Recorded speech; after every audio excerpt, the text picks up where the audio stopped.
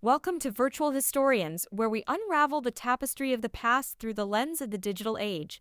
Join us as we explore the fascinating intersection of history and technology, delving into stories that have shaped our world. Join your hosts David Allen Lambert and Terry O'Connell together. Let's embark on a journey through time in this immersive exploration of the past.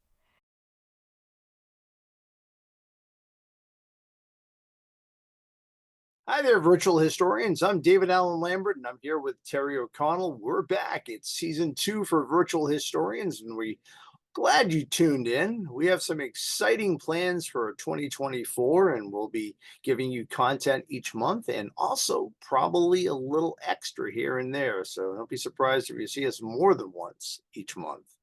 So Terry, the last time we were kind of traveling was on that great cruise to Alaska. And sometimes history isn't what we surf and find. Sometimes you got to cruise and find it. And we found that up in Alaska. You want to tell them about the red onion? I loved the Red Onion. Yeah, that's cool. So I wanted to go to the Red Onion just because of its tawdry background, right? Who doesn't want to go visit the brothel? Right, now, keep in mind, it isn't an active brothel. Correct. It's now like a saloon, so you can have lunch and Hmm. then do a tour of upstairs brothel, and they tell you basically how things worked. Hmm. What I really loved is that when they were renovating it to become the pub, they found all this great history that the women hid under the floorboards for safekeeping. Right. And for those of you who will find us through our website, I'll have pictures in there of some of the dresses and things that they showed us. It was absolutely amazing, and it was well worth the tour. I've sent my neighbors on it this last summer. Oh, Um, well, the thing I found interesting about it is, I mean, you always think of archaeology dug in the ground. This was like right, under the floorboards. And because it was still inside the building, it was so well preserved. It was like it was dropped there just a year or so ago. So exactly, and it dusty. was amazing, Mhm. amazing. So everybody I know that I've sent through have come back and said that was really cool to do. So I just think it's definitely something. If you're up in Alaska, go do the Red Onion tour. The Red Onion is, give me one second, I don't remember um, which, I think it's Red Onion Saloon. It is in Skagway, the Red Onion in Skagway. Uh, Exactly, yes. I couldn't remember which one it was at. So Yeah, the we had a lot of destinations on that trip. But we we did. also experienced some other history. And obviously, while we were on the cruise, we got word that Queen Elizabeth II passed away. And Yes, uh, we actually got to have a little bit of history while we're there. So, we're on the vessel. So there was a memorial book that was going to be sent to the royal family there for the cruise ship as we exited. But our last port of call was Victoria, British Columbia, which before we happened got to to be Seattle. the day that she Yeah, died. yeah, exactly. And so we visited the famous Canadian hotel at the Fairmont in Victoria. And right in the lobby, they had pictures of her when her and Philip, Duke of Edinburgh, had visited many years ago. And they had another memorial book. So we signed it twice. That I thought was very cool to be a Yeah. part of history. Hmm. I mean, we remember these things. You remember like Di and Charles getting married, but like, we're American, so we girls, we got up in the middle of the night and watched the wedding. Hmm. But to Yeah, be in the Canadian province right. the day And she me died. being a Canadian, and so technically as a dual citizen, she was my monarch too, Yeah. as well as I having a president. I have a monarch. I suppose it's a little confusing for some people to swallow, but I It very much was very sad it because I was thought that she was a gracious lady, and she lived a very long life, and just as we've learned recently, died peacefully in her sleep. Yeah, so I thought that was really cool just to kind of be a part of that history and know. I mean, think about when you were kids, when we were growing up, and everybody remembers where they were when Elvis died. Oh yeah. I can remember the cousin calling me on the phone in Mhm. August of '77 and saying that Elvis died, and I had a poster of him in my room. I had his via satellite Hawaii LP. Those are those round plastic things, kids, not the They're things coming now. back, so Exactly. In fact, well, speaking of technology, we early on were talking about how VR headsets, and we both have the Microsoft version. Meta. However, Terry has some exciting news for you and your wallet coming up real soon. Take Apple's it away, Terry. Apple's VR headset is coming out. It is they're calling it the Apple Vision Pro. It's on Mhm. pre-order right now through the Apple website, and it's only over $3,000 per unit. Well, I think this is great, and I'm reaching out to Apple. You don't have to be a multi-million-dollar sponsor for us, but if you want to send Terry and I one of the headsets a piece, we will be more than happy to spend at least 2 or 3 episodes wearing them, Right. telling how wonderful the experience is. Just remember, it's virtual historians, and the contact information is there. Anybody who knows anybody in Apple, I mean, for real, I am an Apple girl. yeah. I'm recording on my Apple computer, sitting with my Apple phone. Eating a red Macintosh apple? Yeah, no, no, it sounds exciting. I mean, we're really at the tip of the iceberg in all sorts of technology. I mean, may it be AI, may it be VR. It's an exciting time to live. I almost wish I was like 14 now instead of in I my don't, 50s. because I That I'm remember what life was like before it, and I think today's kids are definitely missing out, Mhm. you But know? I mean, think about it though. If we turn back the pages of history and we look at somebody born 100 years before us, all the things that they saw, and if they lived 100 years, they could have seen everything from the first airplane to the moon landing, and maybe a little bit more. Saw 2 world wars. I mean, we've seen a lot of history that's occurred in the past half century. Because I like to say we're both half century, but I don't know, Terry, your age will not be revealed on virtual historians. But I have no problem with saying that I was 3 weeks old when man landed on the moon, and I don't remember any part of it. Yeah, you think they could have taken a picture of me sitting there or something like that watching it, but no, no, nothing for posterity other than my memories. But with technology, we can watch things like this happen, or we can watch the Japanese land a lunar module upside down on the moon. But hey, everybody has to start someplace. So history is something that we enjoy. We like to uncover it on Virtual Historians. If you didn't check out season 1, we have archaeologists, we have historians, we have software people that are going to tell us about technology that they're developing that will aid you in your own research, may it be archaeology or local history.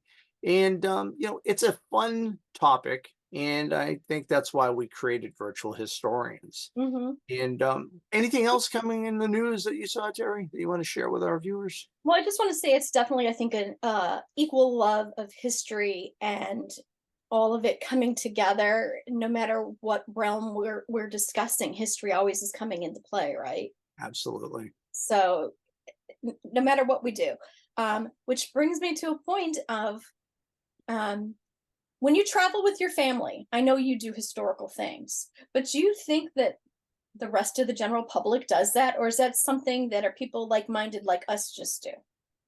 Well, I mean, I like to say I drag my family on vacations to historical places, but they're the ones that like to take me to Williamsburg every year. In fact, Mhm. I have a surprise few-day trip that's coming up later this year. I only found out about today. Lately, it's been a lot of Disney trips, Mhm. but I love Williamsburg. But there's local historical places all around the country, may it be U.S., Canada, or even, of course, even older history if you go to places like Europe or Mhm. over in other parts of the world. So I think that bringing history to the younger generation, may it be to show where your ancestors' home was, the cellar hole, or take them to a gravestone, explain who that hero in the Civil War was in your family, or someone in the Revolutionary War that marched to Lexington and conquered, make me take them on the route and visit. There's great ways of touching on history without Mhm. even having to sit in front of a computer. But Absolutely. then we live within technology where we can use that and embrace that as well. So you can use Right. technology in person, because history is not just done in the field, it's done in the virtual field as well. And I do love that they're bringing it virtually to us. The reason I asked this is yesterday I was watching videos on travel, and it was archaeological, historically based through National Geographic and Mhm. Adventures by Disney. And I thought, I just love how they're bringing the Disney storytelling with the history and the archaeology for these young kids to see. So I just thought it was something, Well, I love the way technology is embracing not just kids, but our seniors. I watched back in September. I'm a big World War II history buff. And the USS Yorktown was an aircraft carrier that was lost at the Battle of Midway, and is now over 2.5 miles down in the Pacific. In 1998, Dr. Robert Ballard and the team were the first to see it after over 50 years. But in recent, this past year, they actually did another expedition, not Ballard, but another team, but they had live streaming video. And then on the camera, kind of like where Terry and I are talking in two different places, was one of the survivors, Reverend Julian Hodges, who is 100 years old, got to see his ship for the first time since the time it sank. And he was like emotional to the point that he was like, his words were like, well, what happened to my poor ship? And what a great way of connecting the past with the present with having somebody who was actually there. And we're losing that World War II mhm, generation. yes. And if you have a veteran in your hometown, by all means, meet them, shake their hand, may it be he or she, because they are a link to something that we have less than 160,000 out of 16 million veterans that enlisted in the United States, men and women. We're really in the last years, if you will. So go visit them, hear their stories, record their stories, Absolutely. because we're more than just names and dates, and they should be more than just names and dates on a gravestone someday. So do your part as a local historian, find your veterans. May it be anywhere from World War II right down to Korea, Vietnam, or even later wars and conflicts. It's so important to remember and respect our veterans. But one thing I want to toss out as we kind of wrap up for this first inaugural season 2 episode, I want to welcome all the genies. And I don't know if you know what a genie is, but if you listen to Extreme Genes Family History Radio and Podcast, you know that I was the co host with Scott Fisher for nearly 9 years. Well, after hundreds of episodes, Scott has decided to hang the microphone up, at least for the most part. He might come back with a surprise episode or two for extremegenes.com, but we're now off the air. That means the radio show and the podcast is no longer as of December 31st, 2023. So I invite all of my genies from Extreme Genes to join my other partner in historical crime, Terri O'Connell, as we bring you virtual historians and exciting news that will entice you, engage you, and make you want to go out and spend $3,000 on a new house. So, welcome. And for all of those who have never been with us before, thank you for joining us for the first time. And you can check out our back history of other episodes right on the website itself. You'll get more information about the show in the closing credits, where it's provided for you. And do us a favor, if you like it, tell somebody that you've enjoyed it and share a link.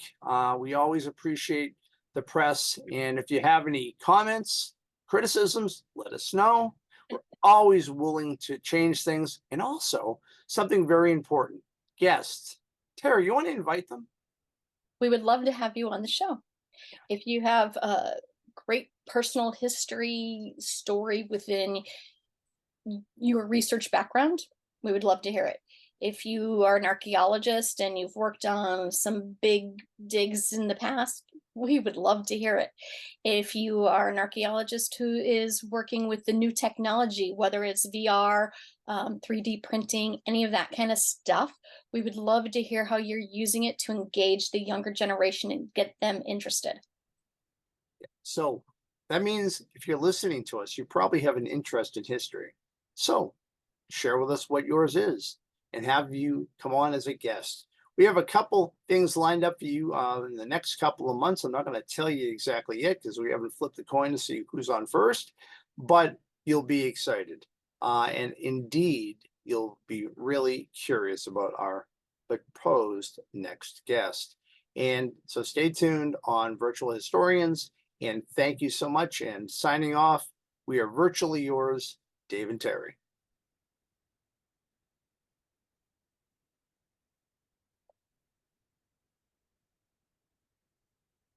Thank you for joining us on this captivating journey through history. If you enjoyed this episode, don't forget to leave a comment below with your thoughts and insights. Stay connected with us on social media for updates and maybe some behind-the-scenes content. You can find Virtual Historians on YouTube, Spotify, Apple Podcasts, iHeartRadio, and wherever you listen to podcasts. Remember, the past is just a click away. Until next time, keep exploring and discovering the untold stories of our world's rich history.